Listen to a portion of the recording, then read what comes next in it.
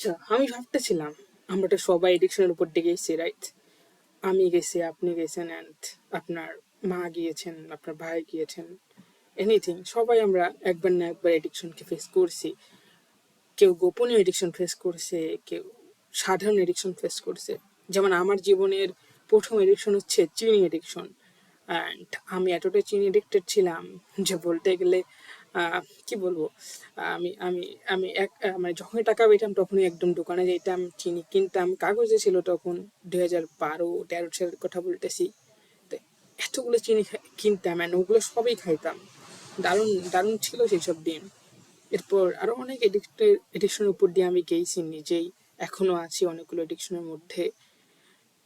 এবং সবচেয়ে weird addiction আমার মধ্যে ছিল লাইট এডিকশন। ইয়া, ভেরি ওয়ার্ড। একদিন ভিডিও বানাবো এটা নিয়ে। তো লাইট এডিকশন সিম্পলি যদি বলি, সূর্যের আলোর প্রতি আমি খুবই আসক্ত ছিলাম। এবং সূর্যের আলো বা লাইট বা যে কোনো ধরনের আলোর প্রতি আমি আসক্ত ছিলাম। Yeah, quite weird weird addiction. So এখন এই এডিকশন কিন্তু নিজে কোনো খারাপ না। এডিকশন হচ্ছে one form of habit. So এই হ্যাবিটটা এমন একটা জায়গায় পৌঁছে গেছে যেখানে আমরা এটাকে নিয়ন্ত্রণ করতে পারছি না। এটা দ্বারা আমরা নিয়ন্ত্রিত হইতেছি, এবং আমরা এটাকে ইচ্ছা করলে বন্ধ করতে পারবো না। এবং আমাদের যেটুক সময় দরকার, সে যেটুক পরিমাণ দরকার তার চেয়ে বেশি পরিমাণ বেশি সময় গ্রহণ করতেছি। হ্যাবিটের সাথে কিন্তু এইটাই সবচেয়ে বড় পার্থক্য। আমাদের অভ্যাস এমন সময় এমনও হয়ে যায় যে আমরা ইচ্ছা করলে থামাতে পারি না। কিন্তু একটা নির্দিষ্ট পরিমাণ একটা নির্দিষ্ট সময়ে হয়। অন্যদিকে এডিকশনটা একটা নির্দিষ্ট সময় পার করে দেয় এবং নির্দিষ্ট পরিমাণকেও ছাড়িয়ে যায়। তো এটা একটা এডিকশনের মূল ডিফারেন্স বলা যেতে পারে, যখন একটা অভ্যাস আমাদের এরকম পার্থক্য তৈরি করে। অনেকগুলো মেজর এডিকশন রাইট নাও স্টুডেন্টের মধ্যে চলতেছে।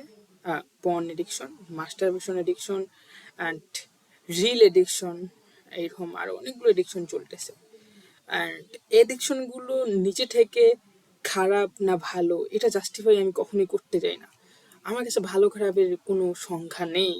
আমার কাছে সংজ্ঞা আছে যে এইটা আমি আসলে কি চাইতেছি। আমি চাইতেছি আমার ব্রেনের উন্নতি হোক, আমি চাইতেছি আমার এইটা হোক, আমি চাইতেছি আমি এইটা করবো। তো সেই অনুযায়ী আমার দরকার এর থেকে বের হয়ে আসা, বা আমার এর সম্পর্কে কাজ করা, এরকম আরো অনেক কিছু। আমাদের নিজেদের অ্যাকচুয়ালি কনটেক্সের উপর নির্ভর করে ভালো না খারাপ হবে। সো আমি এডিকশন নিয়ে রিসার্চ বলতে গেলে বয়স যখন 13 তখন থেকে শুরু করি, তখন থেকে আমি বোঝার চেষ্টা করি যে আসলে আমি এডিক্টেড কেন হইতেছি, আমি কেন একটা পার্টিকুলার জিনিসের প্রতি কন্ট্রোল হারাই ফেলতেছি। As I was addicted with control on self. এটা হাস্যকর মনে হলো, হ্যাঁ, যে আমি এডিকশনে রিসার্চ করতে শুরু করি কারণ আমি এডিক্টেড ছিলাম কন্ট্রোলের সাথে, এবং আমি এডিকশন কন্ট্রোল করতে পারছিলাম না। So it's kind like, so এই কারণে আমি শুরু করে দিই। আমি চাইছিলাম বই লিখবো, এটা নিয়ে অনেক কিছু করতে চাইছিলাম, প্রতিবারেই ফেলড হয়ে গেছিলাম। প্রতিবারই আমি একটা সিস্টেমেটিক ওয়ে সেটা যাইতে পারিনি। রিসার্চ চলছিল, বাট ওটাকে ডকুমেন্ট করা, ওটাকে মানুষের সাথে শেয়ার করা, and other type of things was never able to happen. But this time I was thinking to make a progress. Yeah, research in with addiction. I mean, let's do it.